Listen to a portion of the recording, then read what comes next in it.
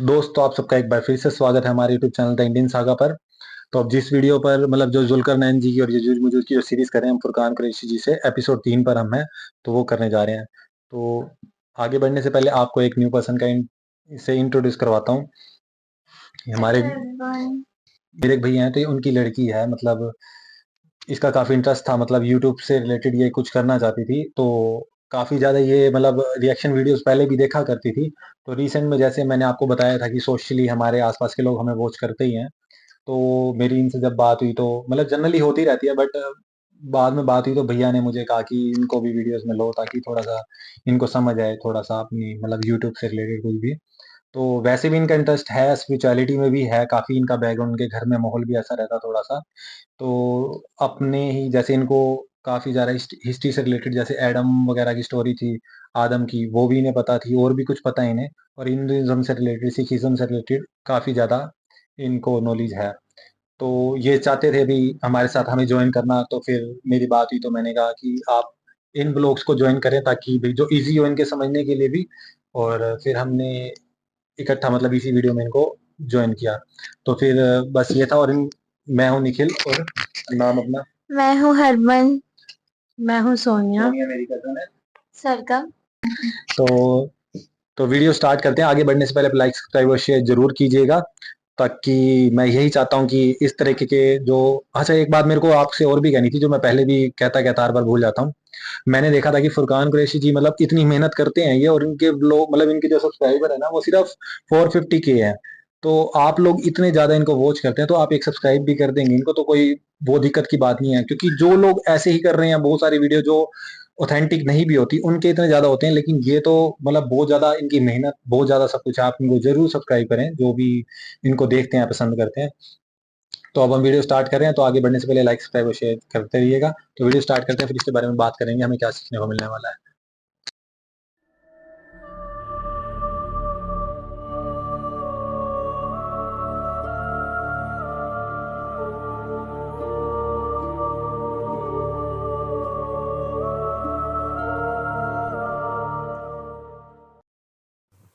बिस्मिल्लाहिर्रहमानिर्रहीम। अस्सलाम वालेकुम।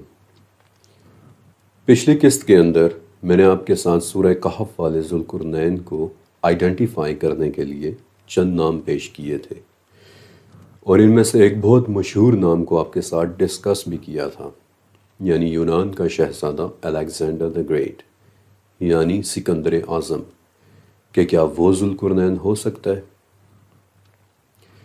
मैंने आपके सामने वो वजूहात भी रखी कि जिनकी वजह से कुछ लोग ये मानते हैं कि वो ज़ुल्कुरनैन हो सकता है, और फिर आपके सामने वो दलाइल भी रखे कि जिनसे साबित होता है कि नहीं, अलेक्जेंडर द ग्रेट ज़ुल्कुरनैन नहीं हो सकता। लेकिन आधी दुनिया को फ़तह करने वाले सिकंदर आज़म के अलावा जो दूसरा नाम ज़्यादातर लोगों का फेवरेट है कि वो ज़ुल्कुरनैन हो सकते हैं, आज से 2500 साल पहले की पर्शियन एम्पायर में गुजरे एक बहुत बड़े बादशाह साइरस द ग्रेट या फिर साइरस आज़म का नाम है। साइरस के ज़ुल्कुरनैन होने के मुतल्लिक थ्योरी को पिछले 200 सालों में बहुत ज़्यादा पजीराई मिली है, और इसकी सबसे बड़ी वजह दरअसल एक तस्वीर का मिलना था।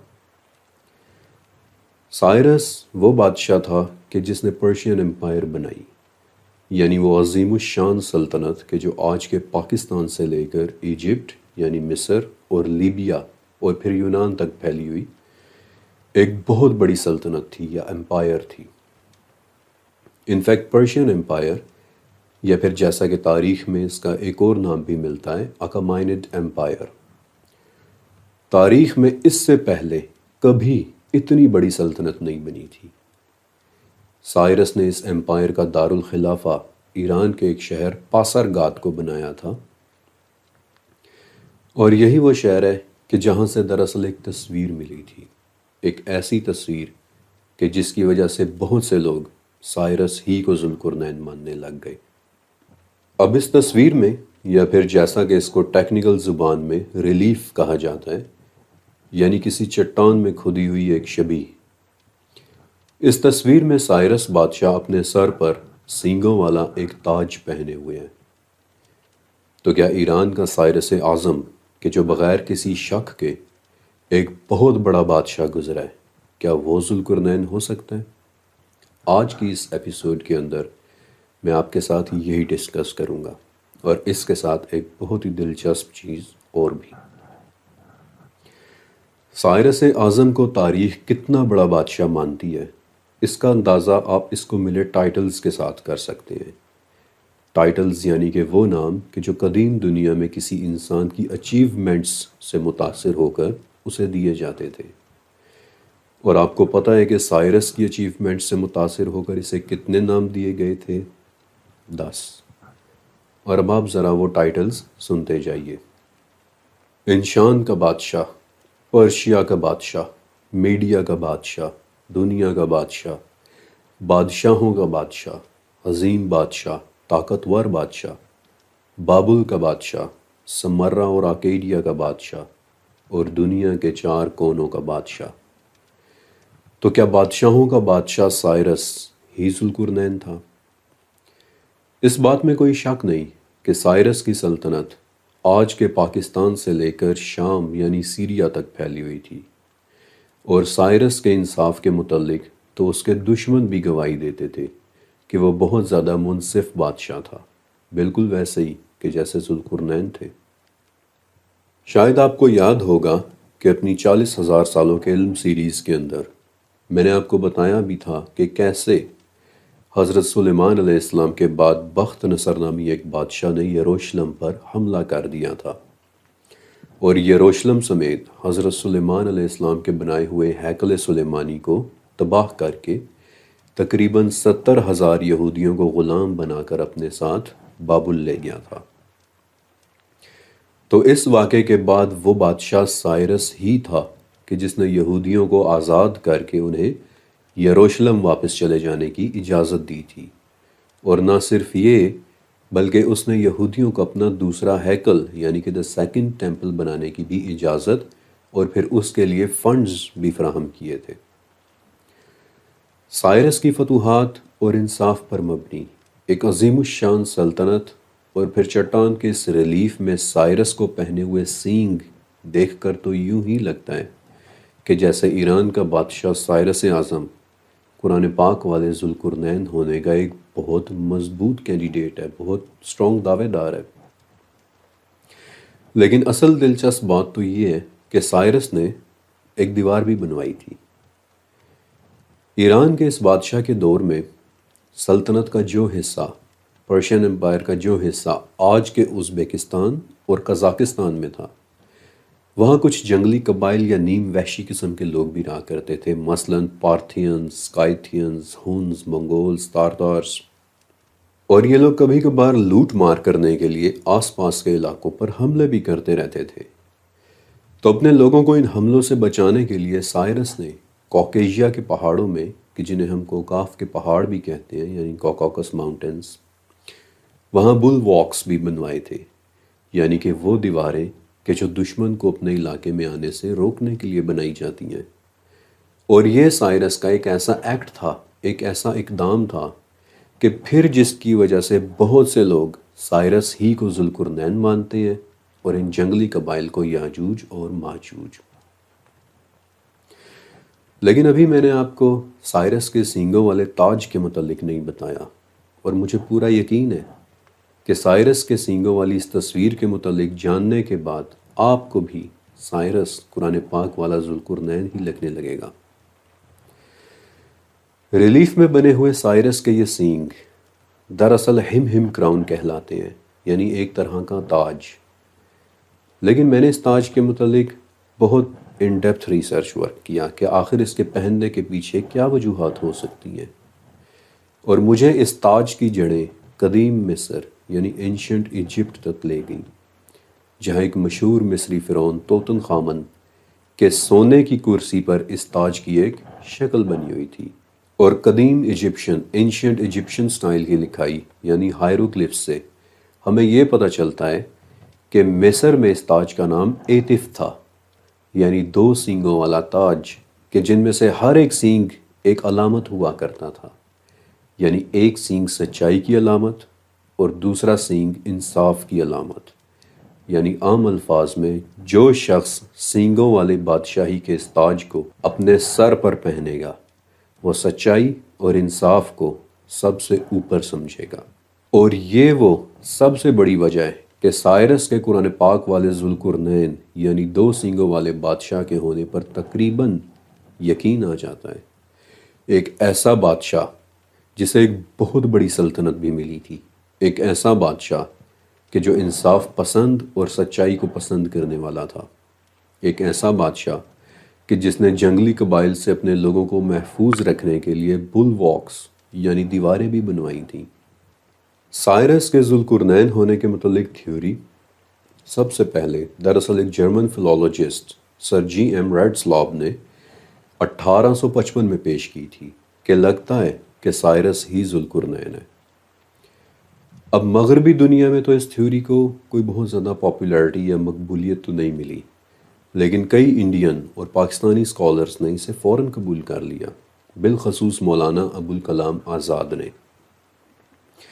انہوں نے سائرس ہی کے ذوالقرنین ہونے پر کافی زور دیا، اس پر کافی کچھ لکھا، اور پھر ان کے بعد مولانا مودودی، ڈاکٹر اسرار احمد، علامہ طباطبائی، جاوید احمد غامدی اور ناصر مکرم شیرازی جیسے بڑے بڑے ناموں نے بھی سائرس ہی کو ذوالقرنین ہونے کے حوالے سے تقریباً تسلیم کر لیا۔ لیکن سائرس کے ذوالقرنین ہونے والی پوری تھیوری کو صرف اور صرف ایک چھوٹا سا پتھر بہت برے طریقے سے ڈیمیج کر دیتا ہے۔ آج اس وقت لندن کے برٹش میوزیم کے روم 52 میں ایک چھوٹا سا پتھر رکھا ہوا ہے، ایک چھوٹا سا آرٹیفیکٹ کہ جس کا آئیڈینٹیفیکیشن نمبر 90920 ہے، اور عام زبان میں ہم اسے دی سائرس سلنڈر کہتے ہیں۔ 1879 میں ایران سے کھدائیوں کے دوران ملا ایک چھوٹا سا سلنڈر کہ جس سے مجھے سائرس کے متعلق ایک انتہائی اہم بات پتہ چلی، اور وہ یہ کہ سائرس ایک بیبلونین خدا مردوک کا ماننے والا تھا۔ وہ اپنے آپ کو ایزاگیلا اور ایزیدا کے مندروں کا پجاری بھی کہلوایا کرتا تھا، اور یہ وہ مندر تھے کہ جہاں آگ کی پوجا ہوا کرتی تھی، آگ کی پرستش ہوا کرتی تھی۔ اور پھر یعنی عراق کے ایک شہر سے ملی ایک انسکرپشن کے مطابق سائرس یہ بھی کہتا ہے کہ عظیم دیوتاؤں نے تمام زمین میرے ہاتھوں میں دے دی ہے۔ یہ سائرس ہی تھا کہ جس نے مردوک کے مجسموں کو ریپیئر کروا کر، انہیں ٹھیک ٹھاک کروا کر دوبارہ سے مندروں میں انسٹال کروایا تھا، انہیں وہاں لگوایا تھا تاکہ ان کی عبادت ہوتی رہے۔ اور سائرس کی یہ حرکت اس بات کا واضح ثبوت ہے کہ دی گریٹ کنگ سائرس ایک پولیتھیسٹ بادشاہ تھا، یعنی ایک سے زیادہ خداؤں کو ماننے والا انسان، آگ کو مقدس سمجھنے والا انسان، جبکہ قرآن پاک والے ذوالقرنین واضح طور پر ایک مونوتھیسٹ تھے، ایک موحد تھے کہ جو ایک اللہ پر یقین رکھتے تھے۔ اور یہی وہ وجہ ہے کہ مولانا ابوالکلام آزاد سے پہلے کسی بھی کلاسیکل مفسر نے اپنی تفسیر میں کبھی بھی سائرس کے ذوالقرنین ہونے کا کوئی ذکر نہیں کیا۔ یہاں تک تو میں نے آپ کو ان 2 ناموں کے متعلق بتایا کہ جو ذوالقرنین ہونے کے حوالے سے سب سے زیادہ مشہور ہیں، یعنی یونان کا شہزادہ الیگزینڈر دی گریٹ جسے ہم سب جانتے ہیں، اور پرشین امپائر کا ایک بہت بڑا بادشاہ سائرس دی گریٹ جس کے متعلق نسبتاً کم لوگ جانتے ہیں۔ میں نے آپ کے سامنے وہ تمام وجوہات بھی رکھی کہ جن کی وجہ سے لوگ مانتے ہیں کہ ان دونوں میں سے کوئی ایک ذوالقرنین ہو سکتا ہے، لیکن پھر میں نے آپ کے سامنے وہ تمام دلائل بھی رکھے کہ یہ دونوں ہی ذوالقرنین نہیں ہو سکتے۔ لیکن ایک بات یاد رکھیے گا کہ ذوالقرنین ہونے کے حوالے سے یہ 2 نام تو صرف وہ ہیں کہ جو مشہور ہو گئے۔ در حقیقت ناموں کی ایک بہت بہت طویل لسٹ ہے کہ جن کے متعلق سمجھا جاتا ہے کہ وہی ذوالقرنین تھے، اور اسی لسٹ میں سے ایک اور نام ایک عرب بادشاہ کا ہے، اور آج کی قسط کے اس حصے کے اندر میں آپ کو اسی عرب بادشاہ کے متعلق بتانے والا ہوں کہ جن کا نام تھا صعب ذوالمراسب۔ ذوالقرنین کو آئیڈینٹیفائی کرنے کے سفر میں ذاتی طور پر جو نام مجھے سب سے زیادہ دلچسپ لگا وہ عرب کے ایک بادشاہ صعب ذو المراسب کا ہے، اور ان کا نام ہمیں بتانے والے لوگ بھی دو بہت بڑے نام ہیں، یعنی حضرت وہب بن منبہ اور ابن ہشام۔ وہب بن منبہ رحمۃ اللہ علیہ ایک تابعی تھے، یعنی انہوں نے ڈائریکٹ صحابہ کرام رضی اللہ تعالیٰ عنہم سے اپنی تعلیمات حاصل کی تھیں، اور ابن ہشام رحمۃ اللہ علیہ 9ویں صدی میں گزرے ایک بہت بڑے اسلامی اسکالر تھے، بلکہ یہی وہ اسکالر تھے کہ جنہوں نے ابن اسحاق کی لکھی ہوئی سیرہ کی کتاب کی تلخیص کی تھی، یعنی اسے مزید آسان کر کے لکھا تھا۔ اور آپ کو یاد ہوگا کہ ابن اسحاق نے تاریخ کی سب سے پہلی سیرہ کی کتاب لکھی تھی، کہ جس کا میں نے اس سیریز کے بالکل شروع میں ذکر بھی کیا تھا، اور ابن ہشام کا کام امام طبری کے لیول کا کام ہی سمجھا جاتا ہے۔ ابن ہشام نے بھی ذوالقرنین کے حوالے سے اپنا اکاؤنٹ پیش کیا۔ میں نے ان کی لکھی ہوئی ایک بہت دلچسپ کتاب ڈھونڈی کہ جو عرب بادشاہوں کے متعلق تھی، اور جس کا نام تھا کتاب التیجان لمعرفت الملوک الزمان فی الاخبار القحطان، جس کا اردو میں مطلب ہے کہ تاجوں کی کتاب قحطان کے زمانے کے بادشاہوں کے مطابق۔ اس کتاب میں ابن ہشام بتاتے ہیں کہ کسی زمانے میں جس جگہ آج کا یمن ہے، وہاں ایک سلطنت ہوا کرتی تھی، مملکت حمیر، یا پھر جسے انگلش میں ہم ہیمارائٹ کنگڈم کہتے ہیں۔ ایک ایسی سلطنت کہ جو آج سے 2500 سال پہلے شروع ہوئی اور 2100 سال پہلے ختم ہو گئی۔ لیکن میں نے آپ کو بتایا نا کہ باقی دو ناموں کی نسبت صعب ذو المراسب کے ذوالقرنین ہونے کا اکاؤنٹ مجھے بہت زیادہ دلچسپ لگا، اور ابھی آپ دیکھیں گے کہ میں نے ایسا کیوں کہا۔ ابن ہشام کہتے ہیں کہ یمن کے ایک بادشاہ گزرے ہیں، صعب ذو المراسب، اور وہ بادشاہ ذوالقرنین ہو سکتے ہیں کیونکہ صعب ذو المراسب نے یروشلم کا سفر کیا تھا، جہاں ان کی ملاقات خضر نام کے ایک شخص سے بھی ہوئی تھی، اور خضر اپنے ساتھ صعب ذو المراسب کو دنیا کے مختلف کونوں میں سفر کے لیے لے کر گئے تھے، اور پھر اس سفر کے بعد صعب ذو المراسب کا نام ہوا ذوالقرنین۔ لیکن اس اکاؤنٹ کی سب سے دلچسپ بات خضر اور صعب ذو المراسب کے اس سفر کی ڈیٹیلز ہیں، کہ جو حیرت انگیز حد تک گہری ہیں۔ مثلا اپنے سفر میں خضر صعب کو ایک ایسی جگہ لے کر جاتے ہیں کہ جس کا نام دیار ظلمات ہے، یعنی دا لینڈ آف دا ڈارکنیس، اندھیروں کی سرزمین، ایک ایسی جگہ کہ جہاں ورچولی ہر وقت اندھیرا چھایا رہتا ہے۔ اور مزے کی بات کہ اس سیریز کی خاطر میں نے دیار ظلمات کو بھی ٹریک کیا، تاکہ صعب ذو المراسب کی رپورٹس کے مطابق یہ جگہ کہاں پر ہو سکتی ہے وہ ڈھونڈ سکوں، اور بہت زیادہ ڈھونڈنے پر اس کے متعلق مجھے کچھ انتہائی حیران کن انفارمیشن ملی بھی۔ ابن ہشام کی دی ہوئی ڈیٹیلز کو میں نے بہت توجہ اور گہرائی سے اسٹڈی کیا، اور جو جگہ انہوں نے بتائی تھیں انہیں ٹریک کرتا کرتا میں اس جگہ پہنچا جہاں وہ دیار ظلمات یعنی اندھیروں کی سرزمین ہونے کے متعلق بتاتے ہیں، اور وہ جگہ آج کے حساب سے ماڈرن ڈے ترکی میں بنتی ہے۔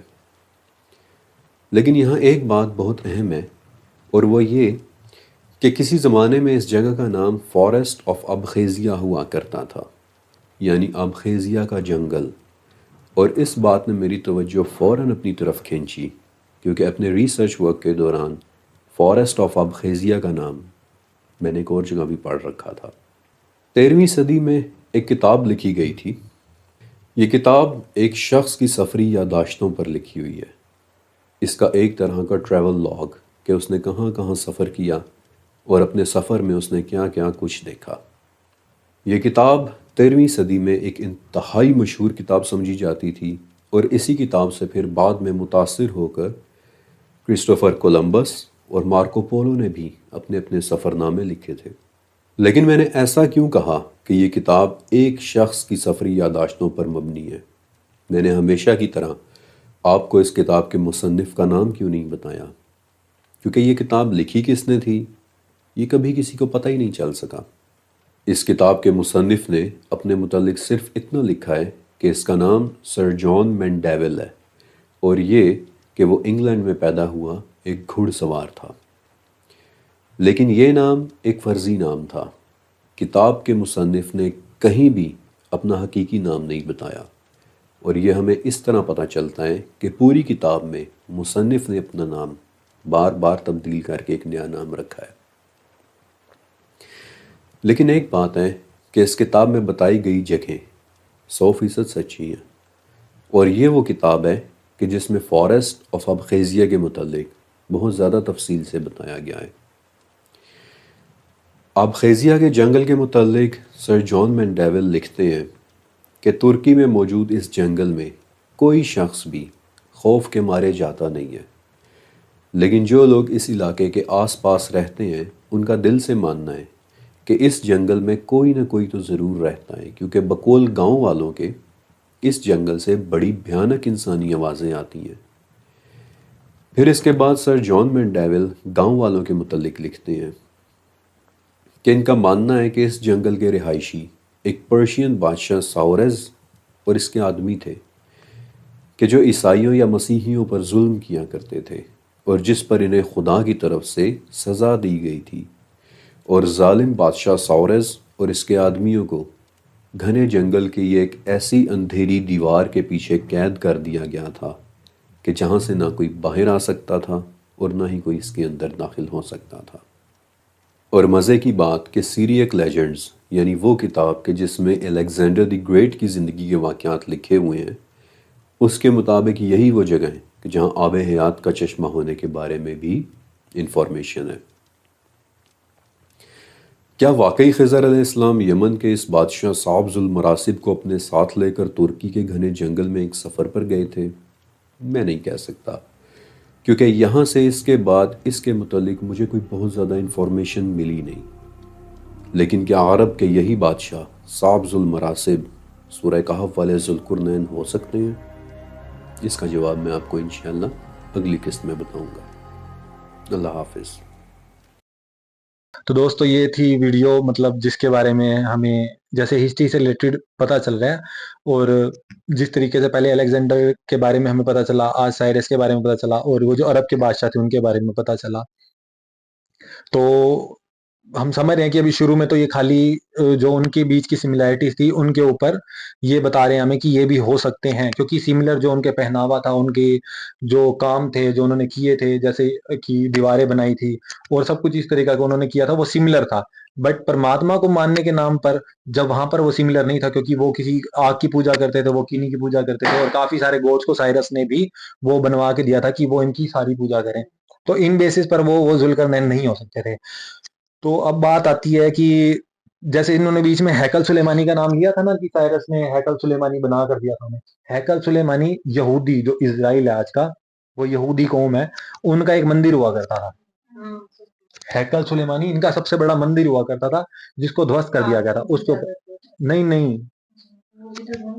وہ بعد میں تھا۔ اسرائیل جو ہے نا، ان کی ایک ہیکل سلیمانی بہت بڑا سب سے مین مندر ہوا کرتا تھا، تو اس کو کسی وقت کے طور پر مطلب کسی طریقے سے توڑ دیا گیا تھا یا وہ کر دیا گیا تھا۔ تب یہ سائرس نے جب ان کو بچا کے لائے نا وہاں سے، پھر انہوں نے دوبارہ ان کو یہودیوں کو پیسہ بھی دیا، چندہ بھی دیا، اور دوبارہ ہیکل سلیمانی دوبارہ بنوائی، تو دوسری بار پھر ہیکل سلیمانی ٹوٹ گئی۔ اب تیسری بار اسرائیل آج کوشش کر رہا ہے دوبارہ ایک بہت بڑی ہیکل سلیمانی بنانے کی، جس کے اندر وہ یہ چاہتے ہیں کہ ہم اپنے جو نبی پروفٹ آئیں گے نا، جیسے یہ پرانے آ چکے ہیں، تو جو پروفٹ آئیں گے تو ہیکل سلیمانی ان کے لیے تیار کیا جا رہا ہے، آج کے ٹائم میں بھی کیا جا رہا ہے، وہ اس چیز کی ویٹ کر رہے ہیں۔ تو ہیکل سلیمانی کے اوپر بھی ایک پرسنل ویڈیو ہم کریں گے ضرور، بھی ہیکل سلیمانی ہے کیا بھی، اس سے ریلیٹڈ پراپر جو تھوڑا بہت میرے کو پتا چلے میں اس کے بیسس پر بتا رہا ہوں جو میں نے کیا تھا، ٹھیک ہے۔ باقی تو یہ ہو گیا، اور باقی یہ جو آپ نے لاسٹ میں سنا کہ جو عرب کے بادشاہ جیسے ترکی کے جنگلوں کی بات کری جا رہی ہے کہ وہاں پر ہونے کے چانسز بڑے زیادہ ہیں یجوج مجوج کے۔ اب یہ دیوار ویزیبل بھی نہیں ہو سکتی، انویزیبل ہو سکتی ہے، مینس کہ بھئی نہ دکھنے والی، یا اس کا کسی طریقے سے پروٹیکشن کری گئی ہے بعد کے ٹائم میں۔ تو ان کے کہنے کا مطلب ہے کہ ان جنگلوں سے جب آواز آتی تھی نا، تو یہ بھی ایک طرح کا کنسیپٹ ہو سکتا ہے کہ اس کے پیچھے ان کو قید کر کے رکھا ہوگا، اور وہاں سے آج تک آوازیں آ رہی ہیں، وہ آج تک زندہ ہیں، مطلب ایک طرح کی کمیونٹی چل رہی ہے لگاتار وہاں پر، اور کسی بھی طریقے سے ہوگا، اور وہاں سے باہر نہیں آ پاتے وہ۔ تو یہ اب اس کے اوپر ڈیپینڈ کرتا ہے کہ وہ کیا ہے وہاں پر بھائی۔ یہ تو اب انہوں نے چھوڑ دیا، اینڈ آف دا ڈے مطلب جو بھی آئے گا، قیامت کا دن آئے گا، اس وقت پتہ چلے گا کہ ججمنٹ ڈے پہ آئے گا۔ تو اب آپ نے سنا، اب آپ کو تھوڑا سا پتا چلا، ابھی بیچ میں ہم نے روک کر تھوڑا اس کے بارے میں ذوالقرنین کے بارے میں ان کو بتایا بھی تھا، ہرمن کو بھی، اور ہرمن گھر سے بھی پہلے اس کا وہ تیار کر کے لائی تھی دیکھ کے سب کچھ. تو آپ کو دیکھ کے کیسا لگا؟ آج پہلی بار آپ لوگ میں ہو تو آپ کچھ کہنا چاہو گے کہ اسٹوری کے بارے میں کوئی کیسے آپ کو مجھے فیل؟ بہت اچھا لگا اور انہوں نے مطلب بہت اچھے سے ایکسپلین کیا. ہاں، ان کے بولنے کا طریقہ، ہاں بتانے کا ان کے طریقہ، بولنے کا طریقہ مطلب بہت زیادہ ایزی تھا. اور ہسٹری سے ریلیٹڈ بھی بہت ساری چیزیں پتہ چل رہی ہیں نا. ہاں جیسے وہ بتا رہے ہیں کہ بھئی ہاں کس طریقے سے پہلے نام بھی نہیں سنے تھے، ہاں اسی طریقے سے ہی ہمیں اس طریقے سے ہسٹری کی چیزیں بھی بتا رہے ہیں اور بکس ہوں کے بارے میں بھی بتا رہے ہیں ہوں کہ ایسی ایسی بکس ملی تو کچھ نالج اور انکریز بھی ہوتی ہے نا. ہاں. تو بٹ اس میں ہمیں جو ذوالقرنین کون تھے ریالٹی میں وہ ابھی ہمیں پتا نہیں لگا. ویسے ہمیں پتا ہے وہ ذوالقرنین ایک بادشاہ تھے، مطلب ہاں ایک راجا تھے جو کہ ایک چاروں دشاؤں میں یاترا پر نکلے تھے. بس جنرلی اتنا ان کے بارے میں مسلم کنسپٹ میں اتنا آتا ہے. تو اس کو پریکٹیکل دیکھا جائے آج کی دنیا میں تو اس کے اوپر ریسرچ ہے. تو یہ ہمیں آنے والے ایپیسوڈ میں ہی پتا چلے گا. ہمیں بھی اتنا ہی پتا ہے کہ ذوالقرنین ایک بادشاہ تھے اور ان کے ساتھ جو کرنا ہے گٹی تھی. تو آپ نے جو ذوالقرنین کے بارے میں باقی جو پتا ہے آپ کو وہ بھی بتاؤ بھائی اینڈ میں کیسے پتا لگے گا کہ یجوج مجوج کے بارے میں. جیسے جب ججمنٹ ڈے آئے گا تو پھر جو اللہ ہے وہ اپنی طاقت سے جو انہوں نے وال کریٹ کی تھی اس کو توڑ دیں گے. اور کیا کہتے ہیں جو اللہ کے بندے ہیں وہ اس وال والی سائڈ جائیں گے اور جیسے وہ جو یجوج اور مجوج ہے نا جب وہ باقی لوگوں کے اوپر اٹیک کریں گے اور ٹریز وغیرہ اور یہ ساری چیزیں سب کچھ ڈسٹروائے کر دیں گے تو وہاں پہ نا وہ جو اللہ کے بندے ہیں نا ان کے اوپر تیر پھینکیں گے. اچھا. تو پھر وہ جو اللہ ہے نا وہ اپنی شکتیوں سے ان تیر کو نا ریڈ کلر کا کر کے یعنی کہ ان کے اوپر خون لگا کے ان کو واپس بھیج دیں گے تو انہیں لگے گا کہ جو اللہ کے بندے ہیں وہ مر گئے. اچھا. اور پھر وہ بچیں گے کیسے؟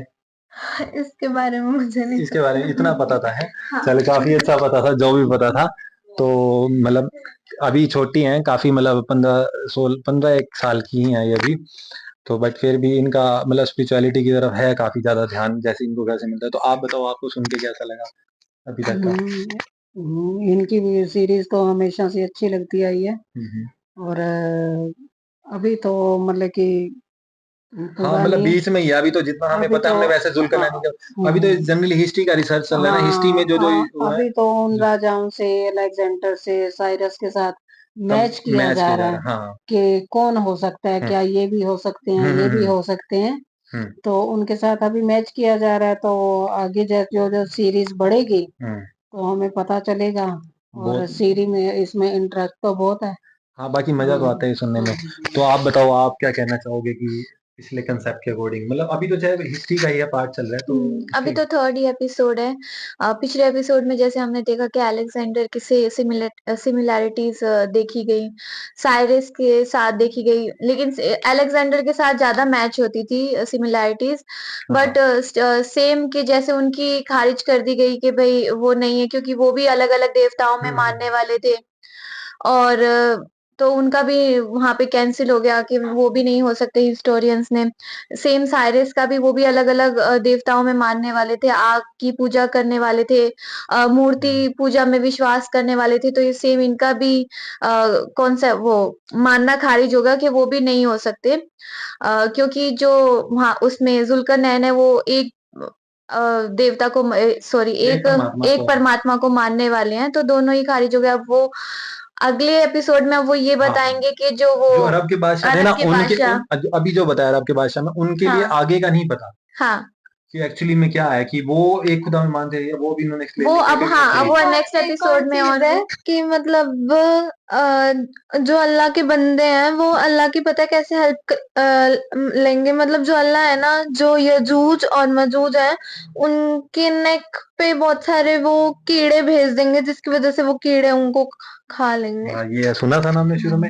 تو ان کو ایک ایسا وہ دے دیں گے، وائرس سا دے دیں گے جس سے وہ کافی زیادہ مطلب جب ہم نے کہا تھا کہ وہ چائنیز ہو سکتے ہیں ہمیں ہمارے اکارڈنگ جو ہم نے وہ مطلب کیا تھا نا ہمارے اکارڈنگ وہ چائنا کی جو بول ہے ہم نے اس کو ہم نے اپنی طرف سے سوچا تھا اور چائنا کے لوگوں کو ہم نے سوچا تھا کیونکہ چائنا کے لوگ آج کیا کیا کھاتے ہیں اور ان کی طرف سے بیماریاں بھی پھیلی ہیں. تو ہم نے یہ سوچا تھا اور کافی لوگوں کا ماننا بھی ہے ہاں ایسا ماننا ہمارا نہیں، ان کا بھی، مسلمس کا بھی ماننا بہت ساروں کا ہے کہ ایسا ہو سکتا ہاں ہے. وہی ایک ہے جو ایسے کچھ بھی کھا لیتے ابھی ہیں، شاید کچھ یہ بھی آئے وہ، گا ان میں. ہاں ہو سکتا ہے.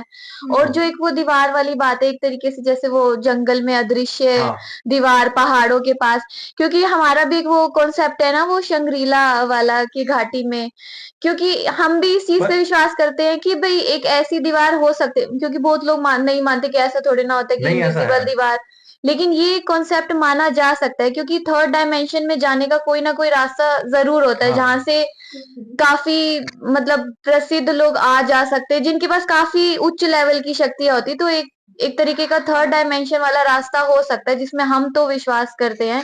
تو یہ کانسیپٹ بھی تھوڑا سا میچ والا شنگریلا والا کافی اچھا یاد دلایا، اس کے اوپر میں بولوں گا. آپ بتاؤ آپ کو کیا کہنا ہے کچھ ہسٹری سے ریلیٹڈ؟ پہلے ہی ان کے بارے میں پتا تھا آپ نے؟ کبھی سائرس دی گریٹ یا الیگزینڈر دی گریٹ سنا تھا کبھی آپ نے؟ ہاں میں نے مطلب ہسٹری تو اچھی لگتی ہے، مطلب ابھی انٹرسٹ بننے لگا ہے اور آگے سسپینس مطلب اب جیسے پتہ لگ رہا ہے تو اچھا لگ رہا ہے کہ ہاں کچھ نالج بھی بڑھ رہی ہے. تھوڑا بہت یہ سنا ہے نا سائرس کا نام، اور یہ مطلب پرانے بٹ اس طریقے سے نہیں پتا تھا نا بھائی. میرے کو الیگزینڈر کا تو پتا تھا، سائرس کا پتا تھا، بٹ ان کی بیسک وہ نہیں پتا تھی. الیگزینڈر کی تو میرے کو سٹوری بھی پتا تھی. تو ٹھیک ہے، بس اس میں بولنے والا ہمارے لیے زیادہ نہیں تھا، بٹ ہمارے لیے فیل کرنے والا تھا. ہمیں مطلب اس کو انجوائے کرنے والا تھا کہ بھی ہمیں ایک کہتے ہیں نا اندر سے وہ کیا ہوتا ہے، وہ ایکسائٹر، وہ کیا کہتے ہیں، کیورسٹی. ہاں کیوروسٹی ہے، سارے الگ بول رہے نا.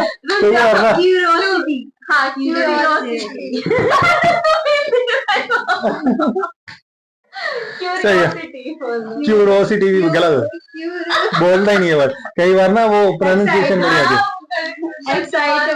تو ہمیں بھی کافی ایکسائٹمنٹ سی ہو رہی تھی، مطلب کہ بھئی آگے بھئی جیسے آئے گا اس کے بارے میں تھوڑا سا میں نے خود سے کیا تھا. مجھے پتا ہے کہ آگے کافی انٹرسٹنگ ہونے والا ہے، بٹ زیادہ تو میں نے نہیں دیکھا. لیکن اب ہسٹری میں ہم اتنا ہی دیکھ سکتے ہیں اور صرف اس کو فیل کر سکتے ہیں. ابھی ہمیں پتا چلا، تھوڑی نالج بڑھ رہی ہے ہماری تھوڑا سا، اور نیا نیا کچھ پتا چل رہا ہے جو آج تک پتا ہی نہیں تھا. ہم اپنے اس میں اسپرچولیٹی میں جاتے ہیں تو ہم اتہاس کے ان چیزوں پر نہیں جاتے ہیں، صرف اسپرچل ان چیزوں پہ چلے جاتے ہیں نا. اب ہمیں ورلڈ میپ کے اکارڈنگ پتا لگ رہا ہے کہ ہسٹری میں کیا کیا ہوا، کیا کیا کیسے ہوا. تو کافی اچھا لگ رہا ہے سننے میں، اور ان کا بلاگ تو ویسے ہی اچھا ہوتا ہے. اور میں کہوں گا ان کو سپورٹ ضرور کریں، اور ہمیں بھی ضرور کریں. ہمیں لائک سبسکرائب اور شیئر ضرور کیجیے گا. آپ کو ایسی آگے اور ویڈیوز چاہیے تو پلیز ہمیں کمنٹ کر کے ضرور بتانا. ہرمن کا تو ضرور بتانا. اور ایک اور سوال کہ ہم سبھی کے آرٹیفیکٹس ہمارے برٹین کے چور بازار میں پڑے. جتنے بھی مطلب دیش دنیا کے جو ہے ساری ہماری ٹریجر ہے، وہ ایک طریقے کا میوزیم نہیں ہے، وہ چور بازار ہے کہ ہر جگہ ہر دیش پہ انہوں نے چوری کری ہے، ڈکیتی کری ہے، اور سب کچھ وہیں پر پڑا ہوا ہے. ہر دیش کا دیکھ لو تو وہیں پہ سب کے چور بازار میں پڑا ہے سامان. اور جو شنگریلا گھاٹی کے بارے میں بات کری تھی، یہ اس کا صرف انہیں ایگزامپل دیا تھا. شنگریلا گھاٹی ایکچولی میں بٹ ہو نہیں سکتی وہ چیز، پتہ ہے کیوں؟ کیونکہ وہ ہے ترکی، مطلب جو یجوج مجوج کا ہے نا وہ ہے تو عرب سائڈ کا، ادھر ترک والی ادھر سائڈ کا ہی ہے، سیریا والی سائڈ کا. اور شنگریلا، ہاں شنگریلا چائنا کی بارڈر تو لگتی ہے بہت جگہ. چائنا تو رشیا تک بھی لگتا ہے. ہاں چائنا بہت بڑا ہے، رشیا ہی بہت بڑا ہے. تو کہنے کا مطلب یہ ہے کہ شنگریلا گھاٹی کے بارے میں جسٹ آپ کو ایک انفارمیشن دینا چاہوں گا کہ لداخ اور چائنا کے بیچ کے اندر ایک شنگریلا گھاٹی ہے جو ہندو مانیتاؤں کے اکارڈنگ بھی اور چائنا کے اکارڈنگ بھی وہ ایگزسٹ کرتی ہے. لداخ کے اکارڈنگ بھی، جو لداخ کے جو لوگ ہیں ان کے اکارڈنگ بھی ان کے کاغذوں میں بھی ہے. اور اس کے بارے میں بہت سارے انگلش جو رہ چکے ہیں یہاں پر دیش پر جب قبضہ تھا تو وہ بھی اس کی کھوج میں گئے تھے، اور کچھ نے اپنی بک میں لکھا ہے کہ ہم نے بھی ایسے ایسے سنتوں کو، مطلب سینٹس کو دیکھا ہے جو کہ ایک ادرشیہ مینس انویزیبل وال ہے، اس کے اندر سے آتے جاتے ہیں، اور وہاں کی دنیا کچھ اور الگ ہی ہے، مطلب وہ ڈائمینشن ہی ہو رہا ہے. تو میں آپ کو جسٹ ایک بتا رہا ہوں، آپ شنگریلا گھاٹی ہی یوز کر لینا تو آپ کو اس کے بارے میں پورا کنسپٹ ملے. ہندوازم میں بھی ایسے الگ الگ ڈائمینشنز کے بہت زیادہ کنسپٹ، بہت زیادہ ہیں، بہت زیادہ بہت زیادہ ڈائمینشنز ہیں. تو پھر آپ کو ویڈیو اچھی لگی اور ہماری کنورسیشن اچھی لگی اور تو آپ ضرور ہمیں کمنٹس میں بتائیے گا، اور کچھ اس میں سمجھنے والا جو ہم سے رہ گیا وہ بھی آپ ہمیں کمنٹس میں ضرور بتانا. تو آج کے لیے اتنا کافی ہے. ویڈیو لمبی تو ہو ہی جاتی ہیں کیونکہ اچھا لگتا ہے آپس میں بات کرنا، اس سے سب چیزیں یاد رہ جاتی ہیں. بٹ ان ٹاپکس میں جو ہسٹری کے کچھ چیزیں بتائی ہیں وہ زیادہ مائنڈ میں نہیں بیٹھیں گی. کچھ چیزیں میرے کو رہ گئی کیونکہ وہ ایک ہسٹری کو جنرلی انجوائے کرنے والے سین تھے. آگے والی چیزیں اور بیٹھیں گی. الیگزینڈر کی بیٹھ گئی تھی بٹ ان کے بیچ کی نہیں بیٹھی کیونکہ بکس کے نام تھے اور بھی چیزیں تھی. تو ابھی کے لیے اتنا کافی ہے. آپ سے ملتے ہیں جلدی نیکسٹ ویڈیو میں. لائک سبسکرائب اور شیئر کرتے رہیے گا. کافی اچھا لگا. ملتے ہیں جلدی نیکسٹ ویڈیو میں. بائے.